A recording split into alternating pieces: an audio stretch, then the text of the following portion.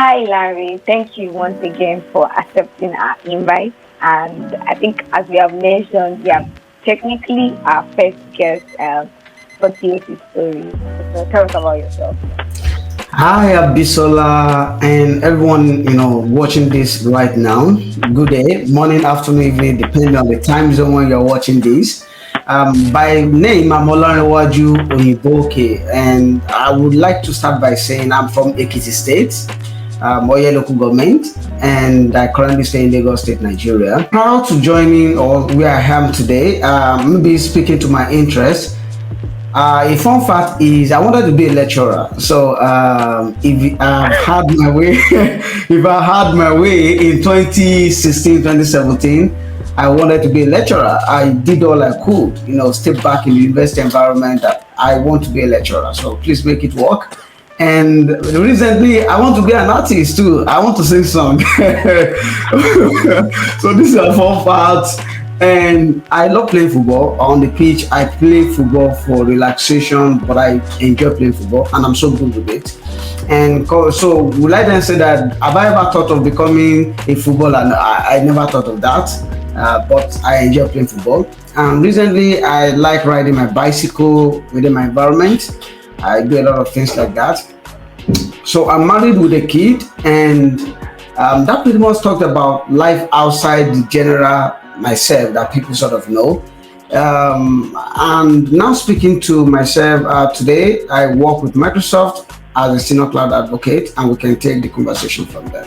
Before we even go ahead, what piques your interest? Why like I don't know. I feel like in this Nigeria, you schooled in Nigeria, right? Yeah, University of Ilorin, by the way, University of Ilorin Statistics 2015. What piqued your interest in lecturing? Very, very interesting question. So while I was on campus, people do call me Professor Logic.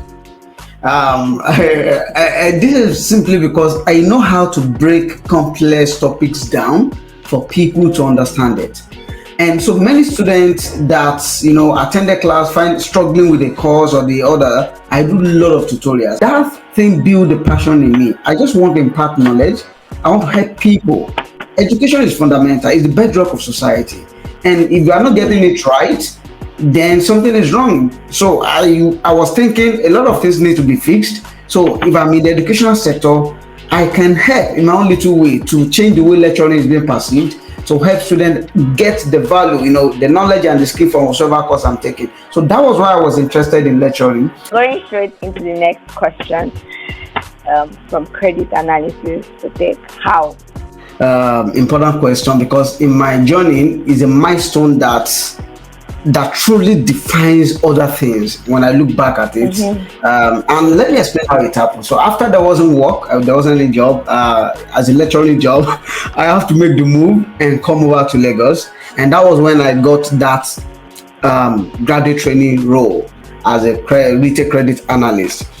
And while I joined, in fact, as a matter of fact, as at that same time, I have my MSc admission in the University of Ilorin. Then the day I got my offer letter, I was on campus. I'm done with my first set of documentation. I met with my lecturer, one of the people that supervised my project. She's now a doctor, Dr. Olakiton Adeniyi. And was not advised, but I would advise that go for this job first. Number one, without even the pay, you're having work experience, and you can from there you can build on top of it. When you have the money, you can come back. You can even go for MSc outside Nigeria and do it the way you like. And when she said that, she's someone that I so much like and trust. I took it seriously. I had also my own prayer, my thinking, but that advice was very timely. So that was why I moved. When I started as a retail credit analyst, to be honest, my first month was training school. I want to make it work. So I was there. I learned, the nitty-gritty of the retail credit analyst business. And then, I continued my work, and I enjoyed it, and I love it.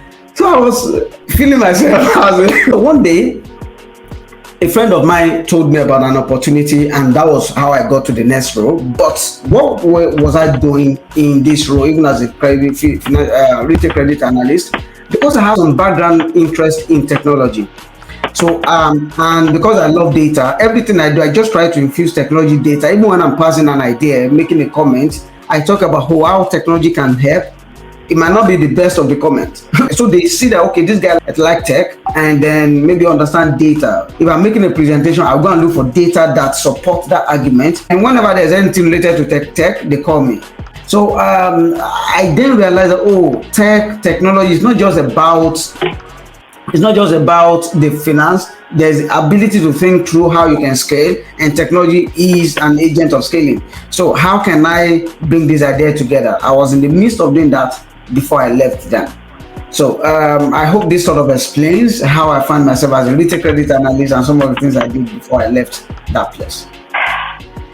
So I'll say that your passion spawned from what you were exposed to, right? This is just for randomly for everyone watching this at some point, It doesn't really matter at what point you are. Maybe you are still trying to figure out which particular area you want to dive in and you are not so sure, as you did or as your lecturer advised you at that moment, just take that opportunity that is right in front of you.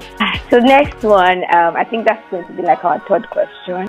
The most asked question in my own heart, right? I'm the one asking this question because so many people want to break into the international space and easy. How did you get into Microsoft? Indeed, it's maybe one of the hottest questions that comes around me, these days, especially after the announcement. And the question is, how do you get into Microsoft? How can someone else find his way into the manga, all this Microsoft, Apple, Amazon, Netflix, Google? Those are big tech companies. Could be any other companies big out there. And I'm going to start with some actionable steps. These are the things I've tried out and it worked for me as well. So first, it ties back to your passion and your why. So you can't live a fake life. You have to live your real life. And when you're living your own life, you need to understand that life is beyond just the immediate benefit for you. Your life is too big than what you yourself can say, this is just what I want it to be. You have to find purpose around something big that will leave a legacy even when you are done. And that thing unfolds gradually with passion. So it doesn't mean that you just know everything at once. It's a phase. And how did mine start as a passion? I wanted to impart knowledge. That's why I want to lecture. I want to do it the right way. I want to impart something that is significant that people can use to change their lives. And while I was at AXA, I represented AXA even at Paris in 2019, went there to meet with other data scientists all across the globe working for AXA to share and co-learn together. But while I was at AXA in 2019, my passion then got redefined because I'm not in the academic fields, but I also know knowledge and skill. They are relevant anywhere. So what did I do? First, community. If you want to break into the big tech or the big companies, you need to show a trait that you live your life not just for yourself. So I started Data Science Committee in 2019 at AXA Nigeria, and the goal is to democratize data science knowledge, help people without that background knowledge to understand what it is. We meet monthly, we do hackathons, we learn practically how to build machine learning models in some cases, we bring external people to speak, and I found my passion redefined. I wanted to be a lecturer, but I see that, okay, I'm still doing it. These employees who are part of this community, they are my students. That is the way I took it. So I have to do all my best to see now I even have more opportunity to teach them what they do now. The second one, in 2021, I started a data power platform community in that same organization. And the goal is low code, no code. If you want to do data science or you want to do anything transformation, leveraging on technology, and you are not a friend, code is not your friend. You can write the code. The Power Platform is that easy to use, low code, no code applications that you can actually use to build those tools. So there's always a desire to share everything I know with people. You can't hoard knowledge and still make it out there easily. You will even grow. Sharing means, or teaching means learning twice for me. 2021, January 3rd, I started my YouTube channel. And the goal is also to share more on analytics, automation, and productivity. Here is that is the logo, but in the next couple of weeks, I'm rebranding. You won't see Microsoft Power Tools out there again. But so first thing to do is belong to community and use the opportunity to demonstrate your impact. Find passion there, support others, help people. The little you know, someone doesn't know it. So I did that very clear. and through about 4 different signs that okay, I've been a community guy. And that was why I won Microsoft MVP award. It was given to me. Here is the logo by Satya Nadella. I'm always proud to put it out there. And this is the plate for that. From Satya Nadella, the chairman and CEO of Microsoft. Before I joined Microsoft, I never had the idea that I want to join Microsoft. So it was my community activities that actually led to that kind of award. All these things fed into my applications into Microsoft. And in any organization you want to work, big companies, either in tech or non-tech, but they're big companies, if you can show in your little way how you're able to contribute to community and how passionate you are, that is a strong point. It's not your day-to-day job, right? But it's just something that transcends beyond yourself. So that's something that if you are not doing today, you need to start doing. Number 2, accumulated capability. So I've said this repeatedly that to people that often follow me, the future is of abundance, but it favors people who actually accumulate capability.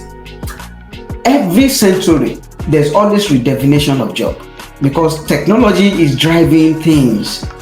100 years ago, what it means to be a banker is not the same thing today. What they do then is not what they do today because technology has redefined the roles, has redefined the jobs that we do. So accumulated capability is that easy thing that makes it easier by leveraging and building on top of the other your capability. Okay, my role when I joined Microsoft is senior cloud advocate in Power Platform, modern workplace, data science, machine learning, and AI. Wow, you wonder how come all this spectrum of roles? That was capability that I've been able to build over the years, and we demonstrated project and experience. So it was easy to say that this guy fits in right there. If I've stayed low or back to just my role, there is no way I would have been able to accumulate this capability. And some people today, your manager or your lead, they assign a role to it, and anytime work comes that can stress you, just stay away from it. I know this is my own work. No, how will you then grow? How will you be able to accumulate capability? Those experiences will speak if you approach them the right way. So I've talked about passion and why. Then the second one is learning and growing, which is the accumulated capability.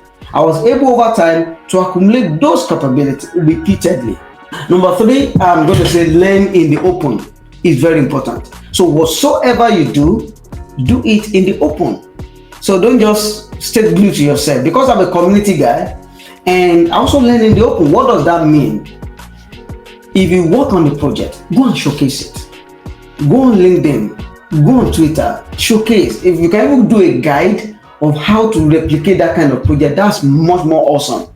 I do tell people, I don't encourage people to post certificate of completion. A lot of people do that today. It's good, but that doesn't work for me, even when I'm interviewing people in that area. What is best is, yes, if you post that certificate, tell us. If it is not a technical course, tell us exactly those things you learned from that course. Document them. Share how you started and how you are thinking this skill can help you. Explain the concept, how it's applied to business, how you can just relate it to something and say, this is the certificate that get me this kind of thinking. It's a technical course, say, build a project. This is what I was able to do at the end of this project. So it's better to tie your certificate to something. I've completed this course and these were the things I gained there. So those things are your digital footprint. Okay, for example, if I do a technical video on how I did this thing because I was struggling to do it and later I got it fixed, I would then do a video and put it out there. That's the goal. So that people that are having that same challenge can get it fixed on time. And just yesterday, my channel hit 200,000 views. I'm not a YouTuber, I'm just trying to put knowledge out there, but now you can call me a YouTuber. I've mentioned 3 things. I've talked about passion and why. I've talked about accumulated capability. I've talked about learning in the open. Number 4, get a mentor. Very important now. There are 3 things here.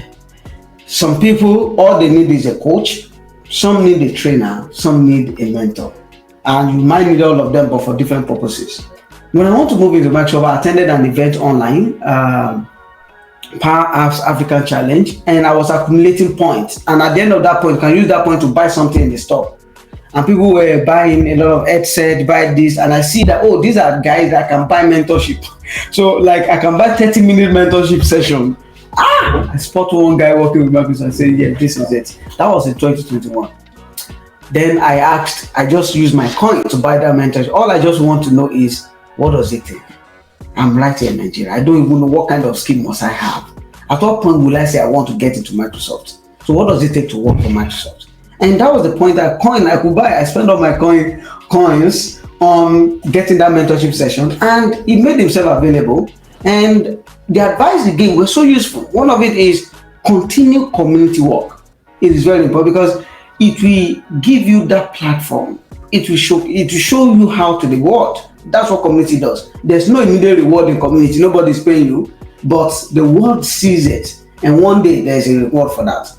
And you then say, okay, another way to get a Microsoft might be to work for Microsoft partner. You might not directly get a job with Microsoft. If you target some Microsoft partner, then try them out. If you work with them 1-2 years, say open in Microsoft, then apply. That can also work very well for, because you'll be working for Microsoft partner. And number 3, if you see any role you match with, you can reach out to someone within Microsoft to actually recommend you. If the person knows you and know that yes, you are good in that role. So some roles are there you don't even know now. But now that I'm at Microsoft, if I see any role that Abisola can work in, and now that I understand your capability, and how, of course, that will fit for this role, without you being aware, I can meet you and say, there's this job role, I think you match this role. Are you interested? And you say, yes, I can recommend you. It's talent referral. Without doing that, you might not even know that such role exists. And that is why it is important that when you have your friends who are connected to people, let them know what you do.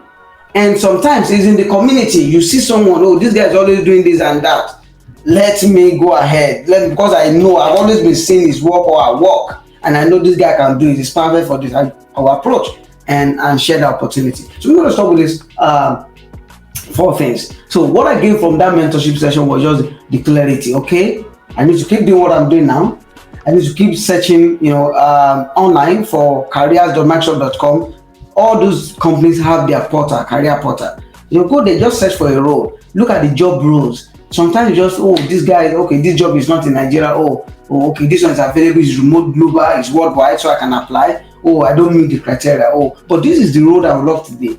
If I don't meet the job description, what are the things missing from my knowledge today? You see a gap there. Let me go back and start building and working on these things. And when you come back after 3 months to that similar job role, you see that now you fit more better and you're more competitive. So I'm going to stop there. I want to first of all say, that was intense. I feel like it was very intense. I also wanted to say congratulations on 200,000 views on YouTube. So just go to the final and last question, right? Which is advice to young professionals. 2 things: young professionals that are looking to move into tech, right? And also young professionals, just generally other young professionals out there. So thank you, Abisola, for the warm congratulations on the YouTube, and I really appreciate it. Okay, let's put it this way. Because I'm going to speak. I'm still a young professional, by the way. I'm just starting my career, so I need this. I need this advice as much as you also need it. And let's start with this. There are different categories of people right now in different phases of their career. There are some who are not doing what they want to do, but you just hold on to a job because you need to survive first. And to this set of people, I want to tell you that don't give up. You're a soldier, you're a warrior. You shouldn't give up. And what you should rather do is be clear on what you want to do. If you want to go into tech, data analysis, software programming, and the rest, you don't have to quit what you do now or show that you are not interested in what you are doing now and then focus on that. You can manage your time well.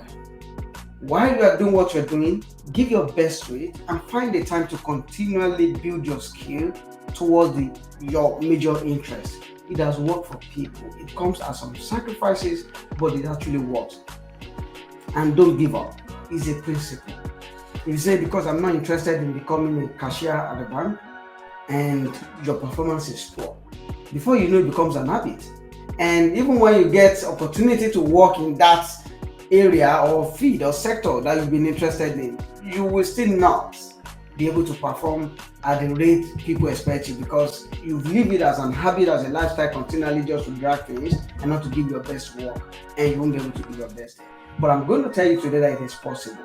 First, understand where you want to work, or the field or the industry. Give your best what you're doing now and find a time.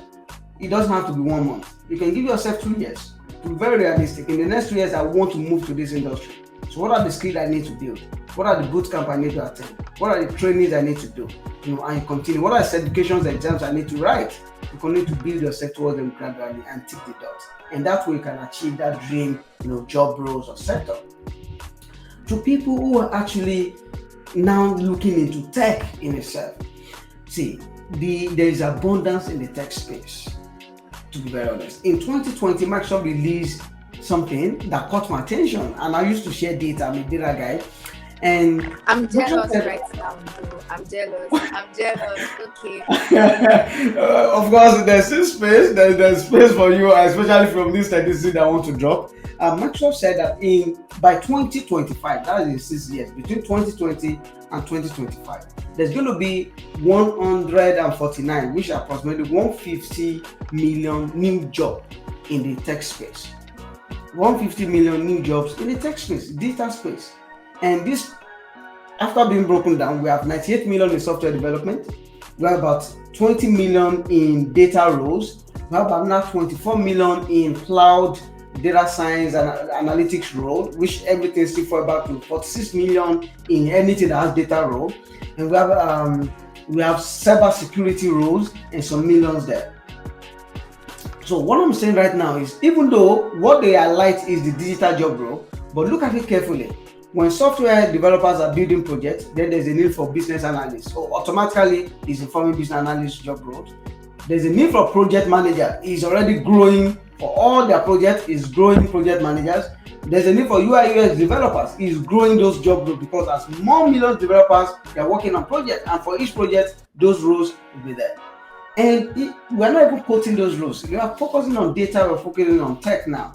There are opportunities. But the challenge is the bottom is saturated. Almost everybody today says, I'm a data analyst. You see on their CV, Power BI, Excel, SQL, everybody. So and it becomes difficult for people when you have passion there. How do you get a first job? So the beginner stage is actually very saturated. There are fewer opportunities, there are more people who are interested.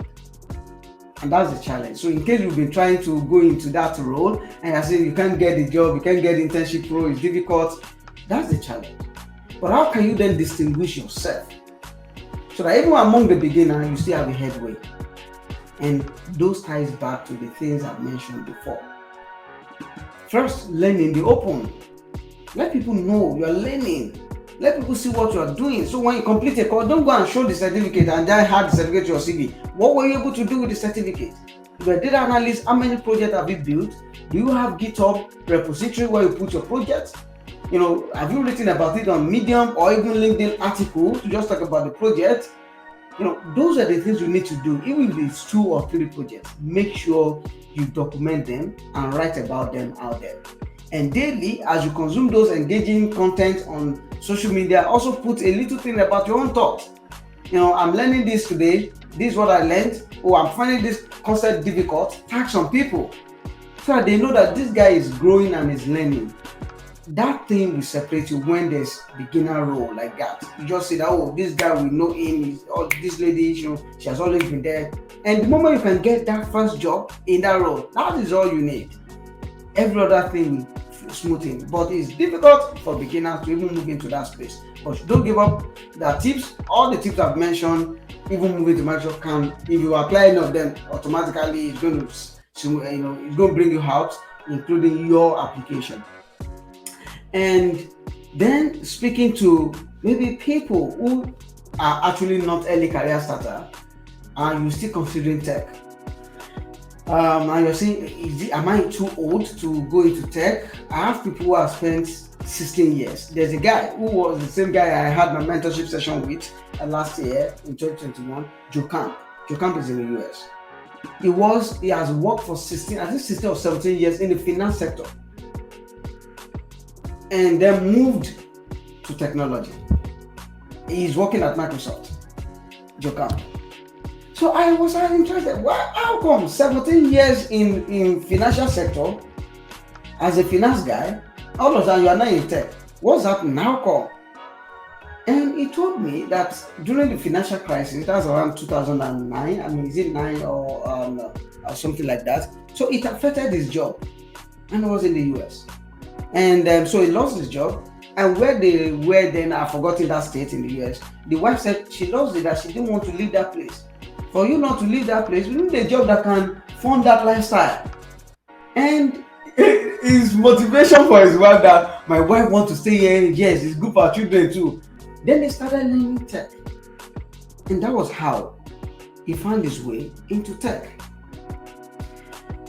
I have someone, a friend at Microsoft, who was former Olympians, he used to compete at Olympics. He didn't go to university, only had secondary school education. But all he did is Olympic. He has represented his country at Olympics. Today he works at Microsoft, is very good in programming. You didn't go to school, I think you only went to secondary school. So how come? How do you find your way here? You are already old before you even join Microsoft. So what's happening to your life? How come? Just tell me the secret. I was really and he told me that okay, it's discipline. He says, as someone who is competing in the Olympics, you need to discipline yourself. You mind what you eat, number of hours a day you do exercise, everything. Say, nothing happened. When he decided to go into tech, he just carried that same discipline to wherever he's going to. Oh, I want to do Python programming. Yes. Then now I'm not doing Olympics again now. Then I need to study 3 hours a day. He kept to it. I need to be able to exercise my brain this way. He was doing them. So those things helped him. And I'm just saying this now as an example that people who were not formally in tech, people who were not even at the early stage of their career, still find their way to tech by applying some of these principles and things that I've talked about today. So that would be my final word is the future is full of abundance and does not favor people who give up. Wow. I feel like I needed to digest it first before saying anything.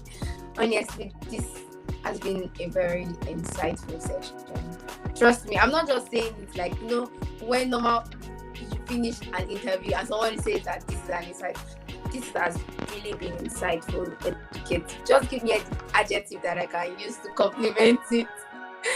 So, I personally have learned a lot. I'm not so much a techie person, I guess, but it's one of the principles that I would implement in my life, right? And as you said, one thing, discipline is very, very key, and it's something that we have to implement. And I want to say thank you so much, Larry, for this session. I'm sure so many people will be blessed by it, right? And it will definitely be a turning point for so many people's career. So personally, from me, Abisola, I want to say thank you, right? And from TOC, their community, we want to personally say thank you to you for accepting this interview. The pleasure is mine. Thanks, Abisola, for the invite. I'm so happy to speak to this community, and I hope one day there'll be a physical meetup. Maybe I can find my way there, and we also share the moment together. Thank you.